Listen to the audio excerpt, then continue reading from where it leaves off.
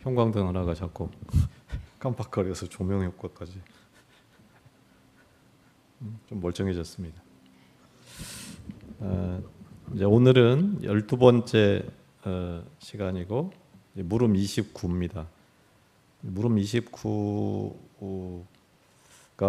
이제 신해산 계약 어떤 관점에서 보아야 하는가 이렇게 돼 있고, 이제 물음 30이 이 신해산 계약에 관한 내용인데 이게 좀 길어요. 길고 아주 자세하게 돼 있어서 이 신해산 계약, 우리가 보통 율법 10계명 이렇게 이제 이야기하는 이 부분을 어떻게 이해해야 되는가, 이게 정말 중요한 내용이어서 좀 이제 몇 주간 그걸 다루게 될 것 같은데, 그 신해산 계약을 어떤 관점에서 보아야 하는가 하는 부분, 그 신해산 계약하고 하나님의 나라가 무슨 관계인가 하는 것들을 오늘은 좀 살펴보도록 하겠습니다. 그 전에 지난번에 한번 얘기가 나왔는데, 글자가 보이나요? 너무 작죠? 이걸 좀 크게 뭘 해야 되는데, 500년 단위로 아주 큰 변화들이 일어난다 하는 거고, 이제 지금 이 우리가 보고 있는 그 책에 보면은 이제 이게 1권, 2권, 3권 이렇게 되어 있는데, 1권, 2권이 이 500년 단위로 일어났던 이 큰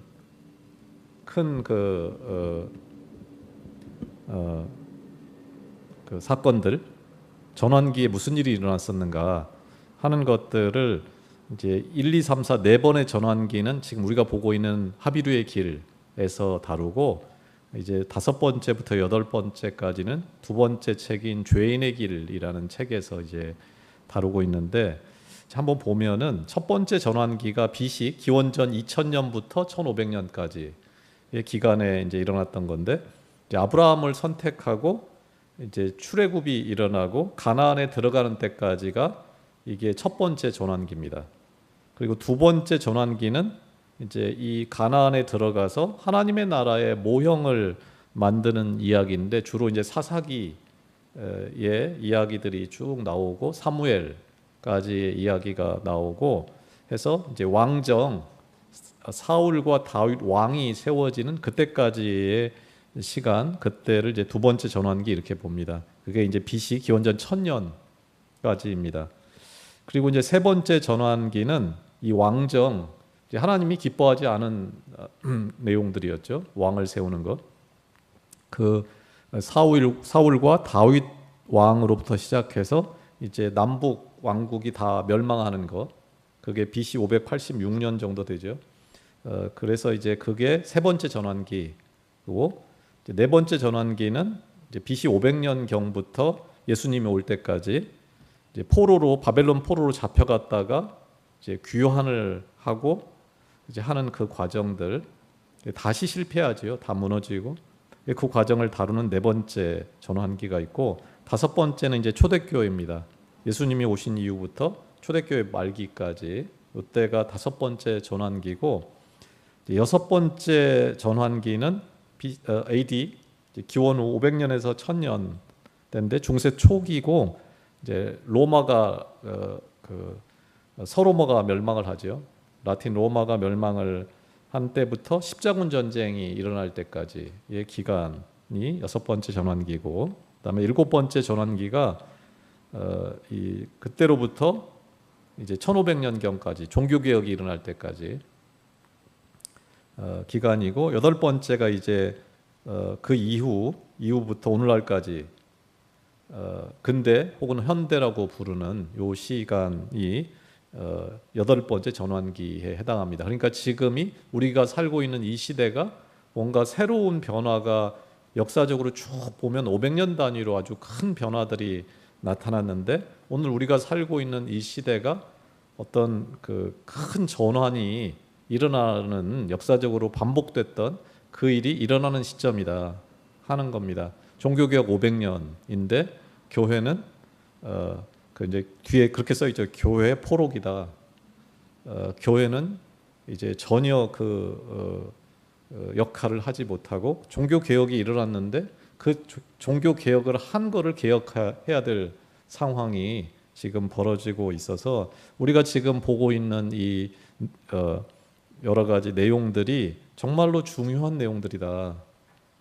그저 그냥 한번 읽어보려고 알아보려고 하고 있는 중이 아니고 이 전환기를 대비하는 하나님의 심정에 대한 이해로 또 하나님의 손이 되어서 하나님의 나라를 어떻게 만들어 갈 것인가 하는 것들을 좀 들여다보려고 합니다. 이 큰 그림을 그냥 성경 한 문장을 이해하는 게 아니고 성경 큰 틀에서 이제 이 본문이 무엇을 말하는가 하는 것들을 들여다봐야지 이 전체 그림하고 무관하게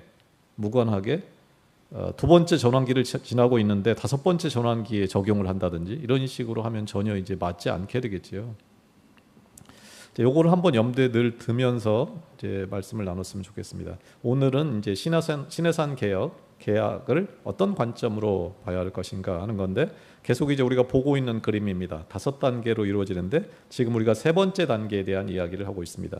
그들과 계약을 맺어서 한 민족 공동체를 이루게 하고 그들과 계약을 맺어서 하나님의 나라의 모형을 만들려고 한다. 그러니까 시내산 계약이라는 거는 목적이 뭐냐면 하나님 나라를 만들게 하기 위한 목적으로 주어졌다는 거예요. 그러니까 우리가 보고 있는 십계명 이런 것들을 그냥 지키라고 한 거야 이렇게 생각을 하면 안 되고 목적이 있는 계약이다. 특별히 계약이라는 말을 주의해야 됩니다. 명령이 아니고 계약이에요. 쌍방간에 서로 해야 될 일이 있는 거예요 지금. 그래서 이제 그 부분을 좀 주의해서 한번 담아두시고 요 시내산 계약을 어떤 관점에서 봐야 되는가 하는 것을 보겠습니다. 이제 성경이 쉽지 않지요. 고대 문서 몇천 년 전에 고대 문서인데 이 고대 문서 성경을 어떻게 해석해야 되는가 하는 거를 생각해 보면은 쉬운 것 같으면서도 쉽지 않습니다. 굉장히 어려운 어떤 부분들을 가득히 담고 있지요. 그래서 이제 수많은 사람들이 이 성경을 해석하기 위한 방법, 그러니까 교회사는 성경 해석의 역사다 이렇게 할 수 있을 만큼 이제 중요합니다. 이 성경 해석이라는 게. 그런데 기존에 이제 나왔던 수많은 성경 해석 방법들을 조금 이렇게 좀 크게 분류를 해보면은 첫째는 문자적인 혹은 문맥적인 해석 방법을 사람들이 계속 이제 시도해 왔습니다. 이거는 무슨 말이냐면은 이제 성경을 해석하기 위해서 원어의 뜻이 뭐냐, 그 단어의 뜻이 뭐냐 하는 그 본문의 정확한 뜻, 이 본문이 무엇을 말하는 거냐 하는 거를 파악하기 위한 그러한 시도들을 했다 하는 겁니다.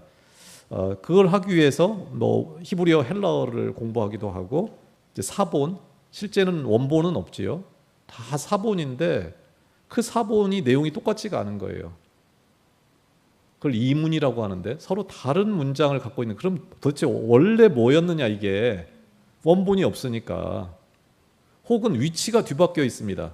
지금 이제 나중에 한번 기회가 되면 성경을 보는 방법도 한번 우리가 나눠봤으면 좋겠는데 성경에 보면은 우리가 그냥 성경을 쭉 읽고 있지만은 그게 쉽지 않아요. 어떤 거는 괄호가 있고 본문에 그런 것들은 다 약속이 있는 거예요. 그게 무슨 말이냐면 원본은 없는데 사본을 보니까 어떤 이야기의 위치가 바뀌어 있는 거예요. 가늠하다 잡힌 여인 사건 이런 걸 보면은 괄호가 쳐져 있습니다. 성경 보면 그게 뭐냐면은 원래 그 위치인지 아닌지 모르겠다는 말이에요. 사본에 보면은 위치가 여기도 있고 저기도 있고 막 흩어져 있는 거예요. 그러니까 도대체 이 본문이 처음에 어디에 있었지 하는 걸 알 수가 없는 거예요. 이제 그런 것들을 통해서 그런 수많은 거 비교, 사본도 질이 다릅니다. 어떤 거는 조금 질적으로 떨어지는 거고 어떤 거는 진짜 그 황제가 즉위할 때 정도 어마어마한 돈이 들어가는 거죠. 양피지로 성경을 쓴다 그러면 양을 도대체 몇 마리를 잡아야 성경을 쓸 수 있을까요? 그래서 이제 이런 거를 다 비교를 통해서 위치도 바로잡고 등등 해가지고 본문의 뜻을 정확히 파악하려는 그런 시도들을 이제 굉장히 많이 하고 이게 이제 대부분 많이 하는 시도죠. 이거는 축자주의하고는 다릅니다. 축자주의는 뭐냐면은 점 하나도 글자 그대로 받아들이는 거예요. 하늘에서 마치 하나님이 성경을 그냥 준 것처럼 그렇게 문자 하나하나를 그대로 받아들이는 그거하고는 다릅니다. 그 이제 축자주의라고 합니다. 축자주의. 대부분 그렇게는 받아들이지 않지요. 대부분 이 역사 속에서 이제 성경이 이렇게 만들어지고 사람에 의해서 적어졌다 하는데 이게 정확히 무슨 뜻이냐 이런 연구들을 많이 합니다. 두 번째는 성경을 쭉 읽다 보니까 뭐를 알게 됐냐면은 그 사건하고 그 사건이 일어난 시점하고 기록된 시점이 다르다는 것을 우리가 이제 성경을 읽다 보니까 발견하는 거예요. 또 이거를 모세가 썼다고 그러는데 이게 모세가 썼다고 말하기에는 모세가 죽는 장면이 나와요. 모세가 죽은 이후에 또 뭐가 나타나죠. 그러니까 그럼 이 뒤는 누가 쓴 거지? 본인이 써놓고 죽었을 리는 없고 그 다음에 뭐 이런 거 많이 나오죠. 어떤 지명 나오고 오늘날에도 그 이름으로 불린다. 오늘날은 이 이름으로 불러진다. 뭐 이런 것들이 되게 많으니까 이게 뭔가 사건이 일어난 그 시점에 기록된 게 아니고 시간이 좀 지난 다음에 옛날에는 이렇게 불러졌는데 오늘날은 이렇게 불러진다니까 뭐 이런 것들이 막 나타나니까 이제 이거를 안 다음에는 이거를 이제 분석하기 시작하는 거예요. 이게 도대체 어떤 과정을 거쳐서 이렇게 됐을까? 하는 것들을 끝도 없이 이제 분석하는 과정. 또 하나님의 이름이 성경에 보면 여러 가지로 나타나요. 어떤 때는 여호와라고 부르고 어떤 때는 엘로힘이라고 부르고 이게 되게 근데 그냥 마구잡이로 나타나는 게 아니고 일정하게 뭐가 패턴이 달라요. 그러니까 여러 문서가 이렇게 짜집기가 됐구나. 뭐 여러 가지 하는데 이게 알 수가 없죠. 몇천 년 전에 일어난 사건이니까 증명할 수는 없으니까 끝도 없이 논쟁이 일어났고 최근에는 이제 그런 논쟁이 계속 되다가 한 200년 뭐 이렇게 되다가 이게 답이 없구나 이런 생각을 하고 이 역사적인 해석, 역사적인 비평의 대안으로 최종 본문 우리가 읽고 있는 이 성경 이 최종 본문이 지닌 의미가 뭐냐 그 구조 그런 거를 중심으로 이제 해석을 하자. 이게 문학적 해석이라고 합니다. 문학적인 해석. 이제 이런 식으로 해가지고 뭐 여러 가지 방식으로 성경을 이제 해석하려고 애를 쓰고 이게 도움이 많이 되죠. 도움이 굉장히 많이 되고 이제 그동안 알지 못했던 수많은 것들을 이제 우리가 알게 되지요. 그렇지만 이제 이게 여전히 어떤 한계를 가지고 있습니다. 그렇게 뭐 공부를 열심히 한다고 해서 성경을 알 수 있는가 하면은 꼭 그렇지는 않다 하는 거예요. 이렇게 돼 있는 거를 제가 조금 그냥 좀 빠른 속도로 이제 좀 여러 가지 분류 방식을 하는데 몇 가지만 제가 한번 설명을 좀 드리려고 하는데 이제 이거를 다른 방식으로 한번 생각을 해보면은 이제 저자, 본문, 독자 이렇게 돼 있는데 오늘날에는 이제 이걸 어떤 식으로 생각하냐면은 성경 본문이 있어요. 우리가 읽는 성경 본문이 있어요. 그러면은 이 성경 본문이 아까처럼 이게 도대체 어떤 과정을 거쳐서 만들어졌지? 이 성경이 이 사건이 일어날 때는 그 사회가 어떤 사회였지? 어떤 제도가 있었지? 문화가 어땠지? 하는 어떤 그 과거에 어떤 일들이 있었는지 배경, 사회적인 배경 이런 것들을 중심으로 뭔가 해석을 하는 관점이 있고 이제 또 다른 관점은 이 완성된 본문을 중심으로 우리가 해석을 하자 이렇게 이제 하는 게 있고 세 번째가 요즘에 좀 많이 나오는 겁니다. 이게 중요한 거는 누가 무슨 말을 했는지 하나님이 무슨 말을 했는지 혹은 뭐 이 성경의 저자가 무슨 말을 했는지도 중요하지만 우리가 대화할 때 보면 누가 말을 하면은 그 말을 한 것도 중요하지만은 듣는 내가 그거를 어떻게 이해하는지가 더 중요하잖아요. 그죠? 이 독자에게 듣는 청자에게 그게 와서 의미가 돼서 내가 그 삶을 사는 게 중요하지. 이런 관점, 그 관점을 가지고 이제 주로 이 사람마다 좀 다른 관점을 갖는 게 뭐가 더 중요하다. 해방 신학하는 사람들은 여성 신학하는 사람들은 그 눈으로 그 성경을 보는 거예요. 그래서 이제 이런 어떤 것들이 어떤 평행선을 그리는 거죠. 다 중요한데 강조를 하는 게 좀씩 달라집니다. 그래서 이제 그런 거를 세 가지를 좀 간단하게만 볼게요. 이런 용어들이 이제 좀 많이 나오니까. 첫째는 그 역사적인 과정을 텍스트 이면에 그 문장 이면에 무슨 일이 있는가 이거를 중시하는 그 본문 속에 있는 그 저자가 그 쓴 사람이 살았던 그 사건이 있었던 시대의 삶의 정황, 배경 이런 거를 좀 추적하는 그런 식의 성경 해석을 중시하는 관점들이 좀 쭉 있었습니다. 그 중에 하나가 이제 역사 비평, 자료 비평, 양식 비평, 뭐 편집 비평, 사본 비평 이런 말들이에요. 역사 비평은 본문 기록 당시에 정치 구조가 어땠느냐, 경제는 어땠고 문화적으로는 어떤 일들이 있었느냐 이걸 알아야지 성경 본문을 이해할 수 있으니까 이런 걸 중심으로 성경을 분석해가는 걸 역사 비평 이럽니다. 자료 비평은 최종 본문은 이 성경인데 뜯어보니까 완전히 다른 문서들이 이렇게 모여 있는 거예요, 구조적으로. 그래서 이제 그 하나하나가 조금 분리돼 있어요. 이렇게 모양이 똑같은 글에서 왔다고 보기에는 너무 다른 모양을 하고 있어요. 문자체도 다르고 하나님을 표현하는 말도 완전히 달라요. 그래서 이게 이렇게 서로 다른 것들이 모아졌구나, 이런 것들을 이제 자료 비평이래요. 양식 비평 이런 것도 있습니다. 이런 것들은 뭐냐면은 이게 보니까 옛날에 우리 이런 거 있잖아요. 우리가 보통 옛날 옛적에 우리가 말을 할 때 그거 얘기하면 이거는 진짜가 아니고 이게 지금 설화나 뭐 이런 거를 얘기하는 거구나, 그런 것을 통해서 앞에 뭐가 나오면 이 뒤에 나오는 것은 어떤 의미다, 이런 식으로 이제 모양들을 하기도 하고, 요런 경우는 요거는 세례를 줄 때 늘 쓰던 용어다. 뭐 신약도 비슷한 게 많은데 요런 말들이 나올 때는 예배 드릴 때 지금 장면이다, 여기가. 이런 것들이 드러나는 게 있으니까, 아니면 이거는 법정 용어다, 재판을 받을 때 이런 용어들을 주로 쓰면서 했던 용어다, 이런 거를 이제 분석을 찾아내는 거예요. 그러면 성경 본문이 좀 쉽게 이해가 되죠. 이게 지금 재판 장면이라는 거랑 식사하면서 대화한다, 축제 중에 지금 하는 얘기다, 이게 그 어떤 자리에서 이 일이 벌어졌다는 게 이해가 되면 성경 본문이 좀 쉽게 이해가 되게 되잖아요. 이제 그 다음에 편집 비평이라는 것도 있습니다. 이게 여러 개가 최종적으로 합쳐졌는데, 이 편집을 한 사람은 여러 개를 모아가지고, 예를 들면 제가 늘 설교할 때 그런 얘기 하잖아요. 이게 바벨론 포로기에 만들어졌다. 그러면 이 바벨론 포로기에 만들어질 때 이걸 쓴 사람은 수많은 얘기들을 가져다가, 없었던 일은 아니고 있었던 일들인데 그 중에 어떤 놈은 중요하고 자기가 취사 선택을 해서 할 때 이게 어떤 의도로 이렇게 이런 배치를 해놨을까 하는 거를 연구하는 걸 편집 비평이라고 합니다. 뭐 이런 거를 해가지고, 그다음에 아까 사본 비평 얘기했죠. 원본이 없어요. 원본이 없으니까 도대체 어떤 사본이 진짜인가, 문장이 똑같이 있으면 짧게 써진 게 진짜일까, 좀 길게 풀어진 게 진짜일까.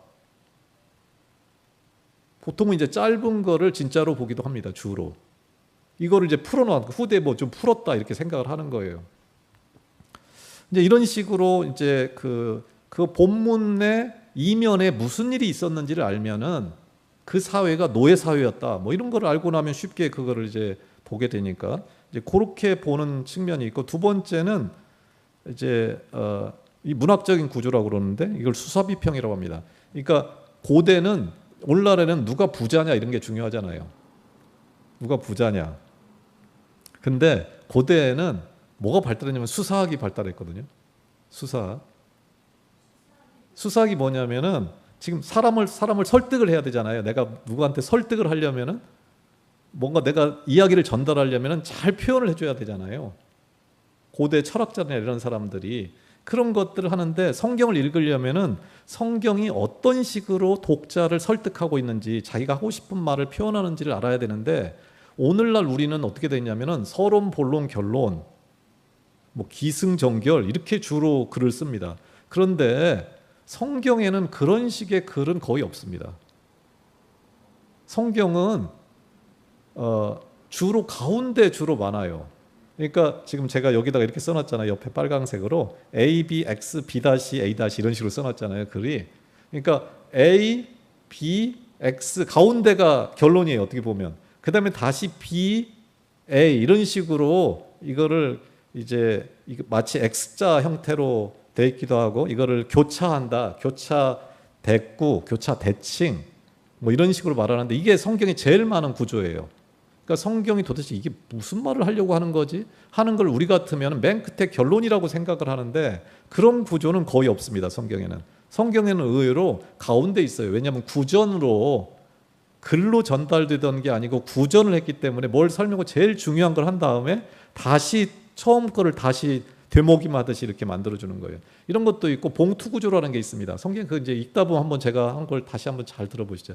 이게 수미상관이라고 하는데 처음에 뭐라고 말을 합니다. 그 다음에 중간에 한참 설명을 한 다음에 똑같은 말을 뒤에 한 번 더 써놔요. 우리가 편지를 쓴 다음에 봉투 안에 딱 집어넣잖아요. 그것처럼 이걸 감싸요, 양쪽을. 이런 식으로 그렇게 돼 있을 때는 양쪽 끝에 있는 애가 전하고 싶은 메시지입니다. 가운데 수많은 말을 했지만은, 그러니까 이런 구조가 이제 정해져 있어요, 거의. 그래서 이 구조를 알고 성경을 읽어야지 자기가 여기가 중요해, 여기가 핵심이야 아무리 줄을 그어봐야 소용없습니다. 기본 구조가 딱 있어서 그 구조 안에 딱 들어가 있는 거예요. 그러니까 성경이 어떤 식으로 표현되어 있는가, 이 듣는 사람을 어떻게 설득하고 있는가, 이 말이 진짜 중요해, 핵심은 이거야 이렇게 말할 때 그냥 중구난방으로 말하고 있질 않아요. 일정한 틀에 의해서 거기다가 딱 집어넣어놨어요. 그러니까 그거를 모르면 성경을 제대로 이해하기 힘든 거예요. 이제 그걸 알아낸 거죠, 연구를 하다 보니까. 그러니까 이건 도움이 굉장히 많이 됩니다.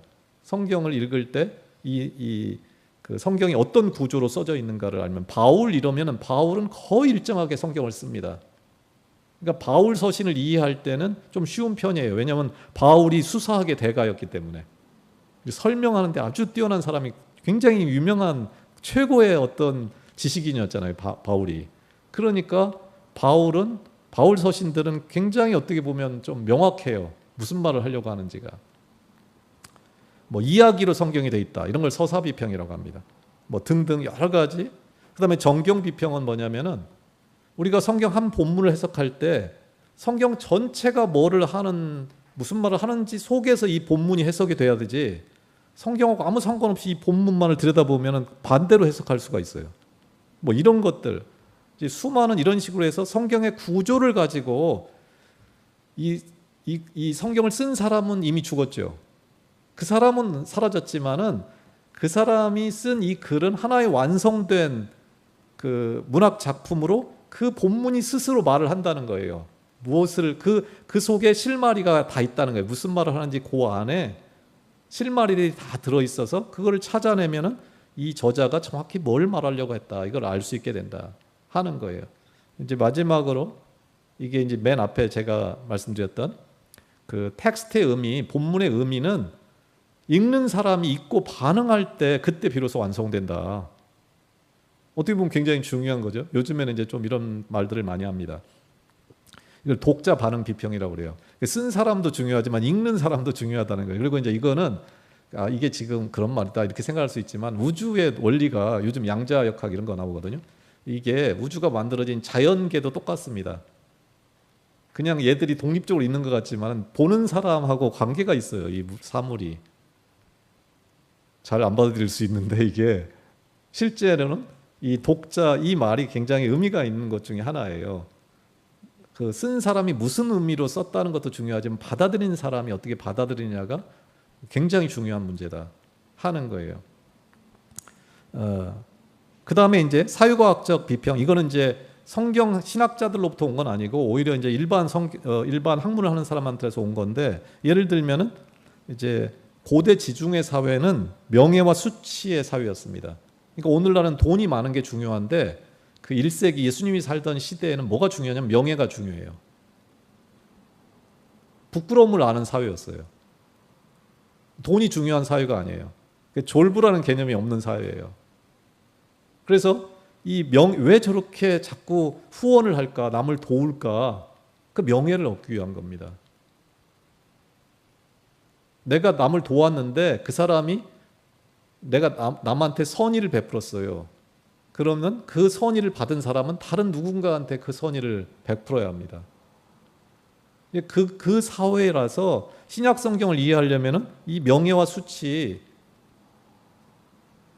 이런 사회, 이게 굉장히 중요한 사회였다, 사회적으로. 이걸 알고 본문을 읽어야 돼요. 이제 그런 것들을 가지고 이제 성경을 해석을 하면은 비교적 성경에 대한 전체적인 그림이, 지금 나왔던 뭐 열 몇 가지 이런 수많은 연구들을 가지고 수많은 학자들이 맨날 하는 게 이걸 한다는 거예요. 이걸 해가지고 하면은 아무래도 조금 더 본문에 대한 정확한 이해를 할 수가 있죠. 그런데 이거를 제가 갑돌이와 갑순이 얘기를 썼더니 얘가 이렇게 그림을 그려줬어요. 갑돌이와 갑순이가 사랑을 합니다. 근데 중간에 을돌이가 맨날 방해를 와요. 응? 그러면은 갑돌이와 갑순이가 연애 편지를 주고받을 때 어떻게 말을 할까요?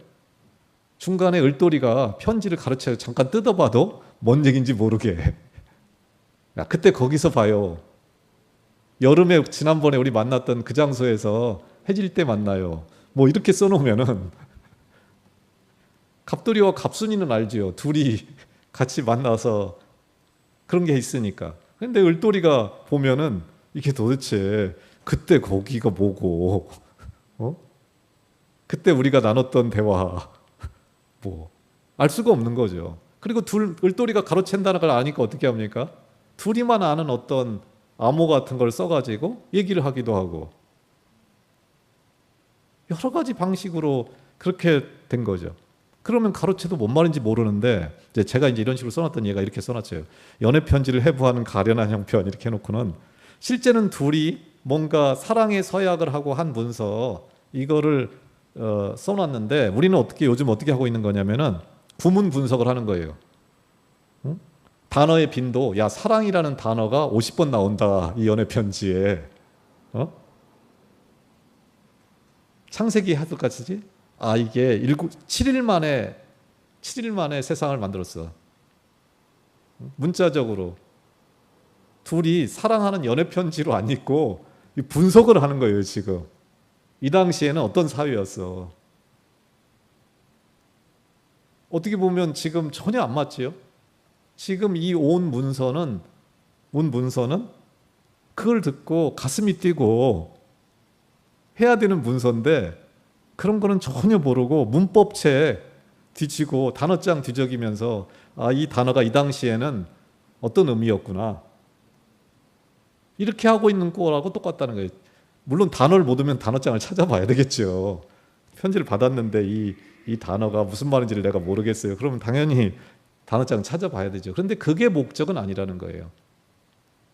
그게 목적은 아니라는 거예요. 하나님이 우리에게 주신 연애 편지보다 더 사랑한다는 그 내용을 우리가 받고서는 오늘 이게 구문이 이 당시에는 가운데 주로 중요한 내용을 갖다 놨어.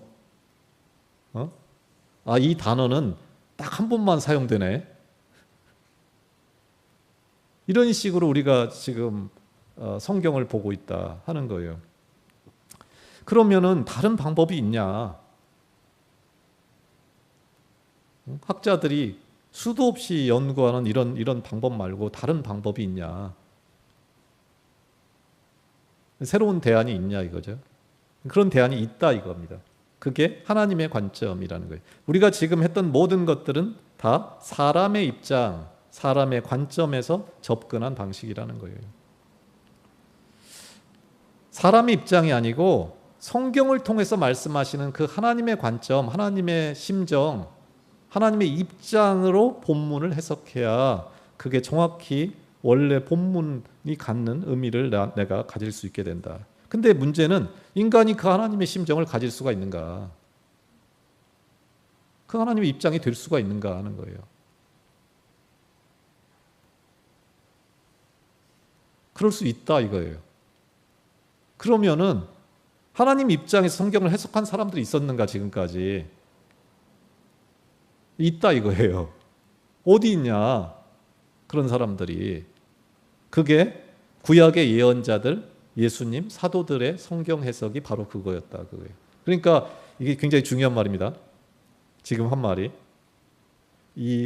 이들이 성경을 바르고 올바르게 해석한 유일한 방식으로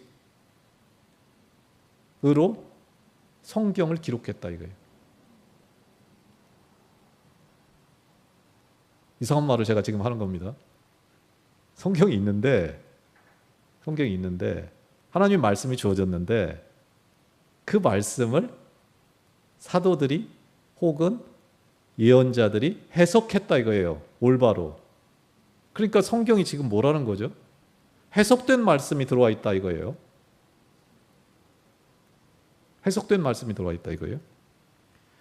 구약의 예언자들이 이들이 계약을 맺었잖아요. 그 계약에서 벗어날 때마다 뭐라고 말을 합니까? 회개해라. 회개해라. 그 회개하라는 말이 뭔가요? 계약으로 돌아가라. 계약으로 돌아가라고 말하는 거예요. 하나님의 심정으로 그 하나님과의 계약을 자꾸만 파기하는 그들에게 회개해라. 하나님과 맺었던 계약으로 돌아가라.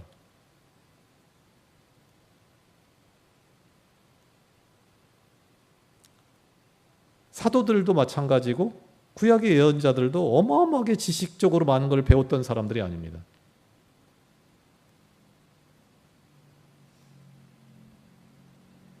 방금처럼 수많은 비평 방법을 가지고 하나님과의 계약법을 분석해 보니까 이렇더라. 이렇게 해석을 한 게 아닌 거예요, 지금.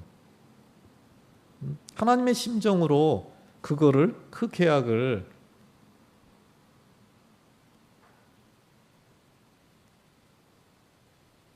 그래서 이 하나님의 관점으로 해석을 할 때만 온전한 성경 해석이 될 수 있다 하는 거예요. 그러면 이런 바른 해석을 하려면은 이 구약의 예언자들이나 사도들이나 이런 분들의 어떤 성경 해석을 따라가야 된다 하는 건데, 이걸 좀 쪼가리를 내 가지고 우리가 온전한 성경 해석을 하려면 이제 가져야 될 전제를 한번 살펴보겠습니다. 크게 보면 두 가지가 필요한데, 첫째는 하나님의 심정으로 하나님의 관점으로 그거를 해석해라 이러면 그 마음이 있어야지 되잖아요.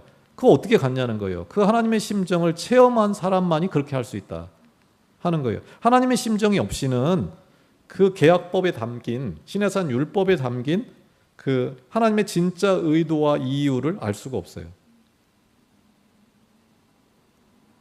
을돌이는 알 수 없는 거죠. 아무리 읽어봐야. 사랑하는 사람만 알 수 있는, 서로의 마음이 오고 가는 사람들만이 그 편지를 이해할 수 있게 된다. 근데 그 하나님의 심정은 하나님 체험을 통해서만 비로소 우리에게 주어진다는 거예요. 우리가 하나님을 막 여러 가지 방식으로 만나잖아요. 그런데 하나님 체험, 내가 기도를 했는데 응답이 됐어. 그것도 하나님 체험 중에 하나죠. 내가 어떤 일들을 통해서 하나님을 만나, 하나님의 음성을 들었어. 환상을 보고 뭔가 뜨거워졌어. 하나님을 만나는 수많은 사람들이 하나님을 만나요. 근데 그 하나님 체험의 궁극적인 초점, 그 하나님 체험의 어떻게 보면 가장 중요한 부분이 뭐냐면, 내 기도가 응답됐어 그게 아니고 하나님의 심정을 경험하는 그게 하나님 체험의 절정이라는 거예요. 그 하나님의 애타는 마음, 이 땅을 바라보며 견딜 수 없어 하는 죽어가는 세상을 향한 하나님의 피눈물, 그 심정을 경험하는 게 하나님 체험의 절정이라는 거예요. 우리가 수많은 방식으로 하나님을 만나기 원합니다. 근데 맨 먼저는 기도가 응답되기 원하죠. 내가 원하는 걸 하나님이 해주기를 원하지요. 하나님이 내 마음을 좀 알아줬으면 좋겠지요. 그런데 하나님 체험의 절정은 뭐냐면, 내가 하나님의 심정을 아는 거예요. 내가 하나님의 마음을 아는 거. 그 마음이 주어졌을 때 비로소 뭐가 진짜 일으키냐면, 말씀이, 성경이 그때 일으킨다는 거예요. 하나님이 내 마음을 알아주는 걸로는 말씀이 일으켜지긴 일으켜지지요. 그런데 한계가 있어요.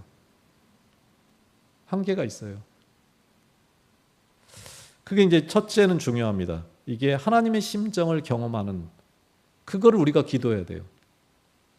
하나님 체험을 하나님 만나게 해주세요 할 때 우리가 나를 위해서 만나러 와주기를 원하는 것이지, 그게 그러니까 어린아이의 그 체험이지요. 그런데 이제 이 체험이 있을 때 진짜 하나님의 심정을 내가 만났을 때, 그때 비로소 성경을 바로 해석할 수 있는 기초가 놓인다 하는 겁니다. 둘째는 부분 구절에 매이지 않고 성경 전체 의도, 정신, 원리, 어떤 가고자 하는 방향, 지향, 거기에 맞게 해석하는 게 중요합니다. 하나를 가지고 왜 이러지? 끝도 없이 거기서 하나님이 이렇게 한 말 있잖아. 어디 가서도 계속 그것만 가지고 할 게 아니고 전체 속에서 이 본문을 해석하려는 그런 방식으로 해석을 해야 된다 하는 겁니다. 그리고 그 말씀이 주어지던 당시에, 이게 수천 년에 걸쳐 써진 건데, 그 말씀이 주어지던 당시에 그 고대 문화와 상황에 대한 역사적인 혹은 문화적인 사회학적인 이해가 반드시 선행돼야 됩니다. 3,000년 전에 그 일어났던 사건이나 상황을 오늘 우리 눈으로 그냥 본다, 전혀 이해할 수 없죠.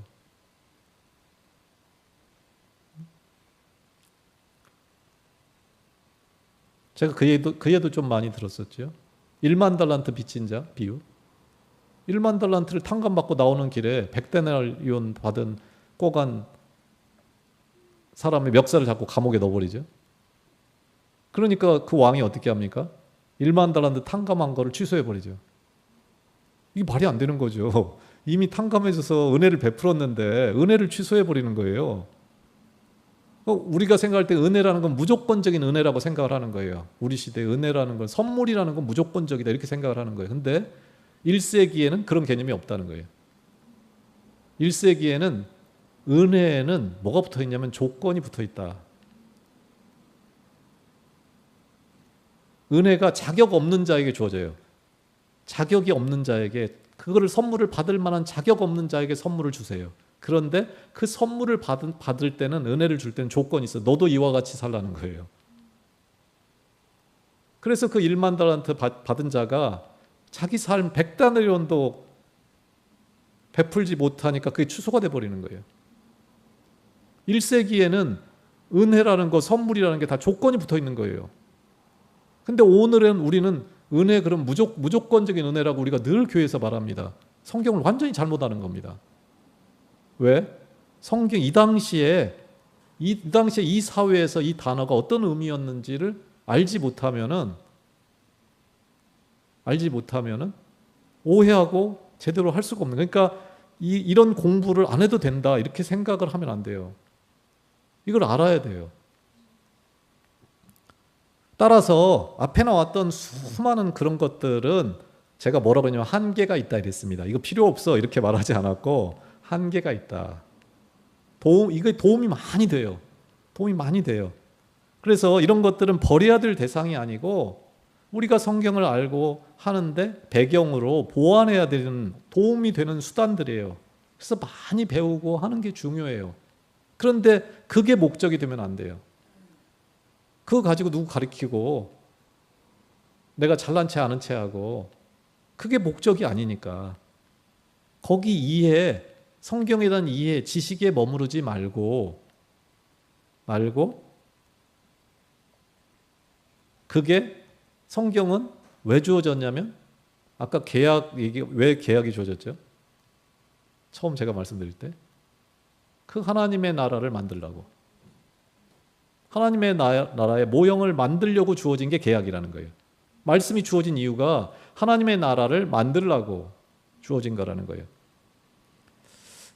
그래서 올바르고 완전한 성경 해석과 삶은 하나가 돼야 되는데, 해석만 하고 끝나서는 안 되고, 그 완전한 해석이라는 것 자체가 삶을 동반할 때 완전한 해석이 된다라는 거예요. 근데 그 해석은 반드시 좀 전에 이제 우리가 나눴던 것처럼 그 하나님의 심정, 그걸 영성이라고 합니다. 하나님의 심정하고 그 역사, 어떤 상황, 배경, 그게 같이 만날 때 완성이 된다. 그래서 지금 우리가 제목이 뭐였냐면, 신의 산 계약 어떤 관점으로 봐야 되는가, 해석해야 되는, 이게 물었잖아요. 그러니까 이 구약 성경의 중심인 율법과 신의 산 계약법 역시 바로 이 관점으로 해석이 돼야 된다 하는 거고, 성경은 단순한 교리가 아니고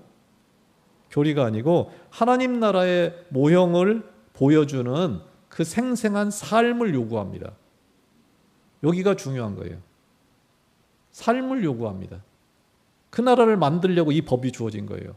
그 법을 외우라고, 십계명 외우라고 머리에 붙이고 살라고 주어진 게 아니고, 그 법을 삶으로 하나님의 나라를 만들어라 라는 의도로 그 목적으로 주어져 있다. 그러니까 그 의도, 그 하나님의 의도로 이제 앞으로 계속 우리가 이제 십계명을 포함해서 성경에 앞에 나와 있는 수많은 율법, 우리가 그동안 율법과 복음, 이건 반대다 이렇게 이제 우리가 그동안 머릿속에 많이 담아놨는데 율법이 복음이다. 이 눈이 안 바뀌면은 성경을 읽을 수가 없게 돼요. 그리고 우리가 구약을 성경이라고 말하는데 만약에 지금 같은 우리의 사고를 갖고 있으면 구약 성경은 성경에서 떼내야죠. 복음이 아닌데. 그걸 해가지고는 하나님의 나라가 안 만들어진다는 거잖아요. 이 율법은 삶을 요구한다. 목표가 교리가 아니다 하는 거예요. 시내산 계약, 십계명 이런 것들을 완전히 다시 새로운 눈으로 봐야 됩니다. 삶이 교리를 위해서 존재하는가? 그렇지 않지요? 사람이 안식일을 위해서 존재하는가? 안식일이 사람을 위해 존재하는가? 삶이 교리를 위해 존재하는가? 교리가 삶을 위해 존재하는가? 교리는 바른 삶을 위해 필요한 것이지 우리를 얽어매주는 그런 족쇄가 될 수 없습니다. 시내산 계약법은 제가 이제 빨갛게 가운데 이렇게 써놨습니다. 시내산 계약법, 율법은 하나님 나라의 청사진입니다. 하나님 나라의 삶을 살아갈 수 있도록 하는 계약 문서입니다. 연애 편지예요. 이렇게 연애 편지만 하면 너무 약하니까 하나님이 도장을 찍은 문서입니다. 법적인 효력이 있는 문서예요. 하나님의 심정이 담겨 있습니다. 이 율법에는 제가 지난번에도 몇 번 말씀드렸죠. 신약 성경에 나오는 율법은 두 종류가 있다. 하나는 지금 나오는 시내산 율법이고 또 하나는 바울이 계속 비난한 유대교 조항율법. 요 몇 가지를 지키면은 율법을 다 지킨 거다. 바울이 비난하는 것은 시내산 율법이 아닙니다. 시내산 율법은 그 시대에 하나님 나라를 구축하려고 했던 그 하나님의 심정이 담긴 삶의 청사진입니다. 너무나 중요하고 이 율법에 대한 이해가 없으면 예수님이 왜 오셨는지 신약 성경을 어떻게 읽어야 되는지를 전혀 알 수 없게 됩니다.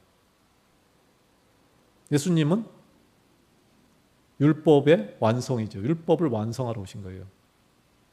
율법을 버리려고 온 게 아니고. 이제 여기까지 하고서 이제 몇 주에 걸쳐서 이 시내산 계약을 하나씩 좀 뜯어보면서 시내산 계약이 얼마나 아름다운가. 왜 예언자들이 수도 없이 이 계약으로 돌아가라고 회개하라고 말을 하는가. 그건 달라진 게 없어요. 신약에 가도 똑같아요. 사실은.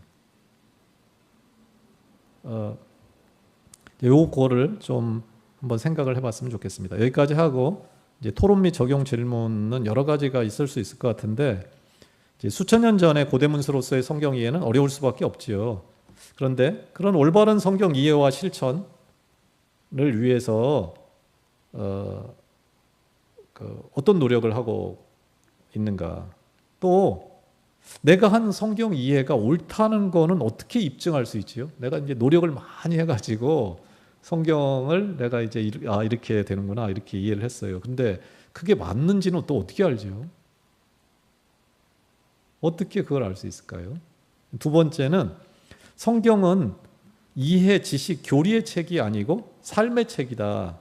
하나님 나라를 만들어 가려는 청사진이다. 이 말에 대해서 어떻게 생각을 하십니까? 다른 말로 해보면은 우리는 어떻게 믿냐면은 우리가 죽으면 하늘나라에 간다. 하나님의 나라에 우리가 간다. 하는 믿음을 갖고 그동안 산 거예요. 그런데 성경은 뭐를 말하냐면 오늘 여기서 네가 하나님의 나라를 만들어 가라는 명령, 믿음, 계약을 말하는 믿음이에요. 하나님의 나라를 만들어 가라는 계약, 믿음